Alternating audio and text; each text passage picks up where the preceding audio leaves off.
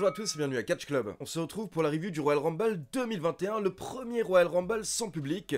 Honnêtement, c'était une soirée assez cool, avec quelques bonnes petites surprises, mais je sais qu'une partie des fans sont déçus, notamment du vainqueur du Royal Rumble masculin, donc on va en parler dans un instant, mais d'abord le résultat du concours des pronostics. Actuellement à l'écran, vous avez le nom du vainqueur du concours pronostic Royal Rumble, donc félicitations, tu remportes un t-shirt officiel WWE de ton choix, et maintenant il faudrait que tu me laisses ton adresse email dans les commentaires pour que je puisse te contacter. Allez, c'est parti, on passe aux résultats, et donc je rappelle que dans cette vidéo, je vais vous donner les résultats rapides du Royal Rumble, et on reviendra vraiment longuement sur le show mercredi soir à partir de 20 h en direct sur ma chaîne Twitch. Donc d'abord, lors du kick-off, on a eu le droit au match pour les titres par équipe, avec Asuka et Charlotte Flair contre Nia Jax et Shayna Baszler, et bien entendu, il y a eu une intervention lors de ce match, car au bout de quelques minutes, nous avons la musique de Ric Flair qui démarre, donc Ric Flair fait son entrée, et derrière, il est accompagné par sa meuf, Lacey Evans. Lacey Evans et Ric Flair sont tous les deux intervenus pour distraire Charlotte, et vers la fin, Ric Flair a donné un objet à Lacey Evans, je crois que c'était sa bague du Hall of Fame, et derrière, Lacey Evans a porté sa Women's Right à Charlotte Flair, et Nia Jax n'avait plus rien à faire, Charlotte était KO,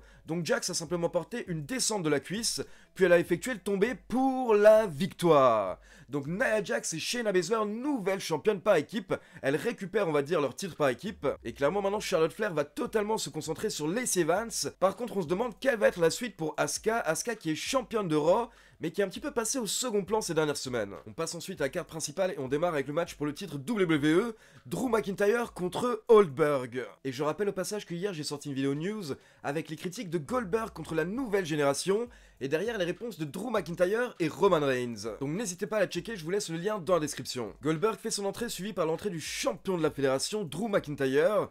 Et je pense qu'on s'attendait tous à un match très court hier soir. Par contre, il faut savoir que ça a démarré même avant que la cloche ne sonne. En effet, alors que les deux catcheurs sont face à face et que l'arbitre présente la ceinture, d'un coup, Drew McIntyre met un coup de tête à Goldberg. Puis les deux catcheurs sortent du ring, mais là, Goldberg retourne la situation et il porte un spear à Drew McIntyre à travers les barrières de sécurité. Là, c'est le moment où on a tous commencé à avoir peur sa maman. Derrière, Goldberg remonte sur le ring, il va très bien, mais par contre, McIntyre est dans un mauvais état, il galère à remonter sur le ring et il est clairement blessé aux côtes. Donc là, je pense que vraiment la plupart des fans étaient en panique totale. Derrière, le match démarre, mais McIntyre réussit à reprendre l'avantage. Il porte un coup de pied, puis son Claymore Kick, mais Goldberg se dégage avant le compte de 3. Les commentateurs nous précisent au passage que la seule personne qui s'est dégagée du Claymore Kick avant ça, c'était Brock Lesnar. Donc c'était pour montrer l'importance du fait que Goldberg se dégage. Les catcheurs se relèvent et McIntyre ne lâche pas l'affaire, il veut enchaîner avec un second Claymore Kick, sauf que Goldberg l'évite, et là, spear. Spear dans le ring, deuxième spear du match, et respire. Troisième spear sur Drew McIntyre. McIntyre mal en point, Goldberg qui tente le tomber pour le compte de 2. Puis Goldberg soulève McIntyre et il lui porte son jackhammer. Et après ce jackhammer, honnêtement, perso, je me suis chié dessus. Je pensais que Goldberg allait potentiellement remporter le match. Mais heureusement, Drew McIntyre se dégage. Et une fois que les deux catcheurs se relèvent, McIntyre évite un nouveau spear. Ce qui fait que Goldberg s'explose contre le coin. Et derrière, McIntyre porte un nouveau Claymore Kick pour la victoire. Donc Drew McIntyre conserve le titre WWE, et après le match, il faut savoir que les deux catcheurs se sont retrouvés face à face, et Goldberg a dit à McIntyre, c'est bon, genre t'as passé le test, c'est bon, c'est toi le champion, et ils se sont fait un petit câlin, tout ça. Bon, là, je me suis permis de vous décrire le match entièrement, move par move, mais c'est parce que le match a duré 2 minutes 30. Et tout ce que j'ai à dire, honnêtement, c'est bien joué la WWE, parce qu'ils nous ont vraiment fait peur, on pouvait vraiment croire que Goldberg allait remporter le titre, et ils ont vraiment bien joué avec nos émotions. Par contre, ils ont clairement pris la bonne décision, il fallait laisser le titre sur McIntyre. On enchaîne avec le match pour le titre féminin de SmackDown avec Sasha Banks contre Carmella accompagnée par Reginald. Et encore une fois, Reginald a fait son travail, il a essayé d'intervenir plusieurs fois lors du match. Il est d'abord intervenu une première fois en montant au bord du ring, mais Sasha Banks l'a fait tomber, et donc il s'est pris le ring en pleine tête. Puis quelques minutes plus tard, Carmella a jeté Sasha Banks à l'extérieur du ring, mais elle est retombée dans les bras de Reginald. Et ce qui était beau, c'est que derrière, Sasha Banks a enchaîné avec un ciseau de tête. L'arbitre a vu la scène et il en avait marre, donc au final, il a renvoyé Reginald au vestiaire. Carmella s'est retrouvée toute seule, mais malgré tout, à ce moment-là, Carmella a pris l'avantage. Déjà, elle a porté un dive vers l'extérieur du ring sur Sasha Banks qui était vraiment violent. Puis quelques minutes plus tard, alors que Sasha Banks était sur la 3e corde, elle saute sur Carmella, mais Carmella l'accueille avec un super kick.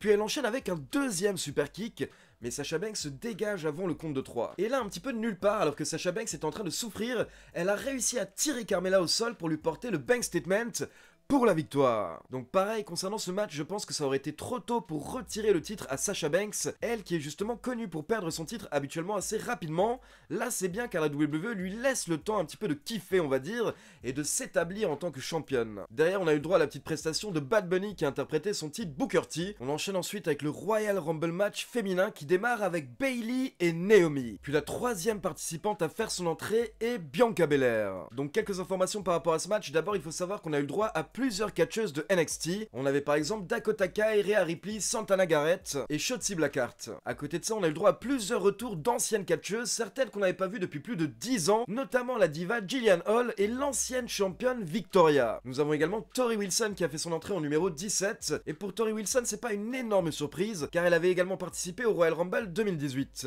Nous avons également eu le droit au retour de Alicia Fox hier soir. Et pour info, il faut savoir que juste après l'entrée d'Alicia Fox, on a R-Truth qui a débarqué dans le ring.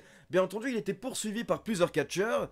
Et Alicia Fox en a profité pour effectuer le tombé et devenir la nouvelle championne 24/7. Quelques instants plus tard, R-Truth a récupéré le titre, mais un peu plus tard, lors du show, on a un des présentateurs du kick-off, Peter Rosenberg, qui a réussi à effectuer le tombé sur R-Truth pour devenir le nouveau champion 24/7. On a eu le droit à une petite réunion des Iconics lors du match, et l'un des passages qu'on attendait tous hier soir, c'était l'entrée d'Alexa Bliss, car hier soir, on s'attendait tous à quelque chose par rapport à Alexa Bliss et The Fiend. Alexa Bliss a fait son entrée sur la musique de la Firefly Funhouse, et une fois qu'elle était dans le ring, elle s'est fait attaquer par plusieurs catcheuses. Puis derrière, on a des bouts des écrans du public virtuel qui ont commencé à s'éteindre, un petit peu comme quand The Fiend fait son entrée. Mais alors que les écrans étaient en train de s'éteindre, Rhea Ripley a jeté Alexa Bliss par-dessus la troisième corde et elle l'a éliminée donc assez simplement. Derrière, les écrans se sont rallumés.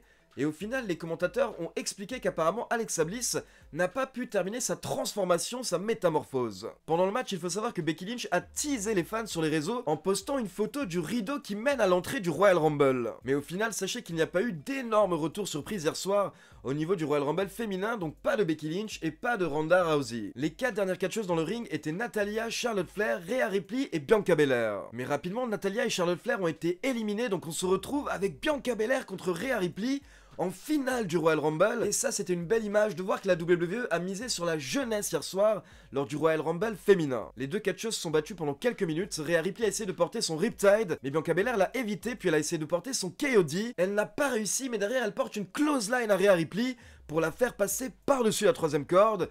Donc Bianca Belair remporte le Royal Rumble match féminin et Bianca Belair ira à WrestleMania 37. On a eu le droit à une petite interview de Bianca Belair après le match et elle avait les larmes aux yeux et honnêtement on pouvait sentir que c'était réel. Elle était vraiment émue et on a même eu le droit à quelques images de son retour en coulisses sur Twitter.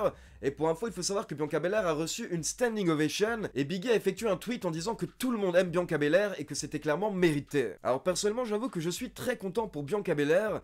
Mais si je devais choisir entre Belair et Rhea Ripley, personnellement j'aurais quand même plutôt donné la victoire à Rhea Ripley cette année, et pourquoi pas à Bianca Belair l'année prochaine. On enchaîne ensuite avec Roman Reigns accompagné par Paul Heyman contre Kevin Owens dans un Last Man Standing match. Et donc je rappelle que dans ce genre de match, vous ne pouvez pas gagner par tombée ou par soumission. Pour remporter le match, il faut que votre adversaire ne puisse pas se relever avant le compte de 10. Par rapport à ce match, tout ce que j'ai à dire, c'est que selon moi, ça a été le meilleur match entre Roman Reigns et Kevin Owens auquel on a eu le droit ces derniers mois. C'était très violent, c'était très intense. Les catcheurs se sont rapidement retrouvés au niveau du public virtuel et ils n'arrêtaient pas de monter de plus en plus haut jusqu'à ce que Roman Reigns pousse Kevin Owens qui tombe à travers des tables. Mais comme Kevin Owens l'avait expliqué lors de SmackDown, Kevin Owens se relevait à chaque fois. Quelques minutes plus tard, les catcheurs se sont battus dans les coulisses du Thunderdome et Kevin Owens a effectué une Swanton Bomb alors qu'il était à 4-5 mètres de hauteur sur Roman Reigns à travers une table. Un petit peu à la manière de Jeff Hardy, et encore une fois, c'était très impressionnant. Puis vers la fin du match, on a Roman Reigns qui sort des menottes. Donc apparemment, il veut menotter Kevin Owens, mais Kevin Owens réussit à reprendre l'avantage, et c'est lui qui menotte Roman Reigns à de l'équipement au niveau du sol, ce qui fait que Roman Reigns est allongé, menotté, et il ne peut pas se relever. Donc l'arbitre commence à effectuer le décompte, il arrive à 9, et à ce moment-là, Roman Reigns n'arrive toujours pas à se relever, il allait perdre le match, donc au final, il chope l'arbitre et il explose contre de l'équipement. Donc Roman Reigns qui a été futé à ce moment-là parce que c'était vraiment la dernière solution pour lui, sinon il allait perdre le titre universel. Derrière, on a Paul Heyman qui débarque avec les clés des menottes, et on a également un autre arbitre qui arrive pour commencer son décompte, car Roman Reigns et Kevin Owens sont tous les deux au sol. Le problème c'est que Paul Heyman a réellement galéré à délivrer Roman Reigns, il n'arrivait pas apparemment à ouvrir les menottes, donc l'arbitre au bout d'un moment voyait que ça prenait trop de temps et il a dû arrêter son compte tout seul. Donc petit botch, petit raté de la part de Paul Heyman à ce moment-là, mais voilà, c'était dans le feu de l'action en direct, il n'arrivait pas à ouvrir les menottes. Au final, Paul Heyman a réussi, et derrière, Roman Reigns a simplement enchaîné avec sa guillotine choke sur Kevin Owens. Kevin Owens est tombé dans les pommes, et l'arbitre a effectué le compte de 10, donc Roman Reigns conserve le titre universel. Mais au final, encore une fois, ce dont on se souviendra, c'est que Kevin Owens allait remporter le match, jusqu'à ce que Roman Reigns attaque l'arbitre. On passe ensuite au main event de la soirée, le Royal Rumble match masculin, et pour info, les deux premiers catcheurs qui ont fait leur entrée étaient Randy Orton et Edge. Donc c'était les grandes retrouvailles hier soir pour les meilleurs ennemis, et ils ont rapidement été rejoints par Sami Zayn. Sami Zayn qui était dégoûté d'entrer à la 3ème place. Encore une fois, il pense que c'est un complot contre lui. Alors au niveau des surprises et des faits marquants hier soir lors du Rumble, déjà on a eu deux légendes qui ont fait leur retour, il s'agit de Kane et de Hurricane. Mais personnellement le retour qui m'a fait le plus plaisir, c'était le retour de Carlito. Carlito qui est remonté dans un ring de la WWE plus de 10 ans après son dernier match au sein de la fédération. Et Carlito était dans une forme phénoménale. Je rappelle que Carlito est pas trop âgé, il a 41 ans. Donc honnêtement, quand vous le voyez comme ça dans le ring hier soir, vous vous dites qu'il pourrait avoir un dernier petit run à la WWE. On a eu un seul catcheur de NXT dans le Royal Rumble match masculin, il s'agit de Damien Priest. Damien Priest d'ailleurs qui doit passer dans le roster principal sous peu d'après les rumeurs. Et hier soir, il a un petit peu eu l'occasion de briller lors du match, car il a notamment éliminé Elias, Sheamus, Cesaro et Kane. Puis au numéro 24, on a eu droit à un autre retour auquel on s'attendait pas du tout. Il s'agit de Christian qui est également sorti de sa retraite hier soir pour faire son retour lors du Royal Rumble match. Alors certes, certains me diront que Christian a eu un match il y a quelques semaines face à Randy Orton lors de Raw, mais c'était pas vraiment un match, Christian n'avait pas pris de bump, alors que hier soir, Christian a vraiment catché lors du Royal Rumble match. Et ce qui est marrant, c'est que pour info, il y a quelques mois, en 2020, Christian avait fait une grosse interview où il avait dit qu'il y a zéro chance qu'il remonte dans les rings un jour. Donc il faut toujours se rappeler qu'il faut rarement croire les catcheurs. Bien entendu, ça nous a mené à un beau moment lors du match, car au bout de quelques minutes, Christian et Edge se sont retrouvés face à face. Edge était choqué de voir son meilleur ami dans le ring, et je pense que dans leur tête ça devait être incroyable pour tous les deux qui étaient à la retraite à un moment, de là se retrouver ensemble dans le ring, dans le Royal Rumble. Donc ils se sont fait un gros câlin et c'était une belle image. Puis le 29e catcheur à faire son entrée n'était nul autre que le Messi, Seth Rollins, qui a également effectué son retour hier soir lors du Royal Rumble. Et derrière le numéro 30 était Braun Strowman. Il faut savoir qu'au début du match, c'était très violent entre Edge et Randy Orton.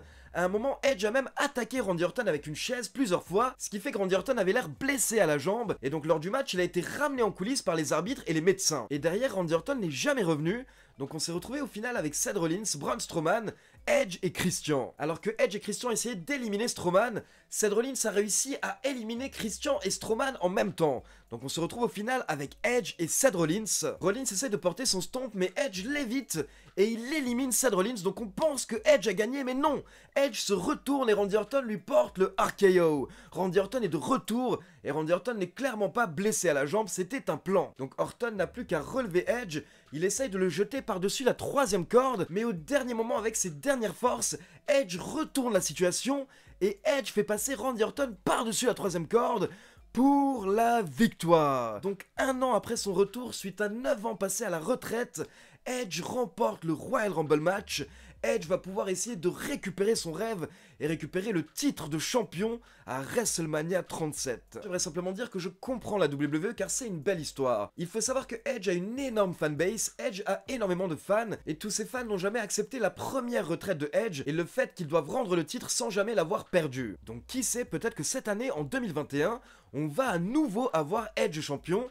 Maintenant, je comprends que beaucoup de fans sont un petit peu fâchés que la WWE n'ait pas donné sa chance à un jeune lors du Royal Rumble masculin. Et derrière, forcément, maintenant, la grande question qu'on se pose pour les deux vainqueurs des Royal Rumble, c'est quel champion vont-ils choisir? Pour Bianca Belair, elle a le choix entre Asuka et Sasha Banks, et concernant Edge, c'est soit Drew McIntyre, soit Roman Reigns. Et ce qui serait le plus logique, c'est que Edge choisisse Roman Reigns, car du coup, on aurait un gentil contre un méchant, et on aurait également une affiche Spear contre Spear à WrestleMania. Donc voilà, c'est tout pour la review du Royal Rumble. Maintenant, comme d'habitude, c'est à vous. N'hésitez pas à me laisser vos avis dans les commentaires, et dites-moi si vous êtes content de la victoire de Edge, ou si vous trouvez que c'est un petit peu dommage de donner la victoire à Edge, qui pour rappel est un part-timer, c'est quelqu'un qui est censé catcher 4 à 6 matchs par an, pas plus. Et comme d'habitude, n'oubliez pas de liker la vidéo, de vous abonner à la chaîne et de cliquer sur la petite cloche pour être informé de la sortie des prochaines vidéos.